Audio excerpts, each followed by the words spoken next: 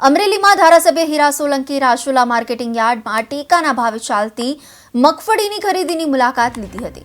ધારાસભ્યએ મગફળીની ખરીદી દરમિયાન નિરીક્ષણ કરી ખેડૂતોને તકલીફ ન પડે તે માટે સૂચના આપી હતી। હાલ માર્કેટિંગ યાર્ડમાં 2550 જેટલા ખેડૂતોએ રજીસ્ટ્રેશન કરાવ્યું છે। ટેકાના ભાવે મગફળી દરમિયાન ખેડૂતોને સરકાર દ્વારા 1356 રૂપિયાનો ભાવ અપાતા ખેડૂતોમાં આનંદની લાગણી જોવા મળી છે। સાથોસાથ ખરીદી દરમિયાન વિડીયોગ્રાફીની સાથે ખરીદ વેચાણ સંઘ દ્વારા કામગીરી પણ કરવામાં આવી હતી। ધારાસભ્યએ ખેડૂતોની સાથે પણ મુલાકાત કરીને ચર્ચા વિચારણા કરી હતી।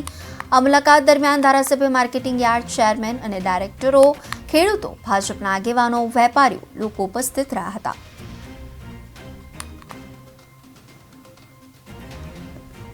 માર્કેટિંગ યાર્ડ વર્ષોથી આપણે સૌ જોઈ રહ્યા છીએ, એમાં ભારતદેશ રીતે કામ કરતી હોય અને આજે જ્યારે હું મુલાકાત લેવા આવ્યો છું ત્યારે ટેકાના ભાવથી જે ખેડૂતો ને જે મગફળી ટેકાના ભાવથી જે ખરીદી કરી રહ્યા છે સરકારશ્રીનો અહીંયા યાર્ડનું કામ બહુ સારું છે। હીરાભાઈ આવીને આટા મારે છે, આવે છે, જાય છે, બધા પછી બહારની માંડવી હરાજી 1000ની માઇલમાં બધી વેચાય છે અને આ 1356માં વેચાય છે। તેમાં ટેમ બધા જોખાઈ જાય છે।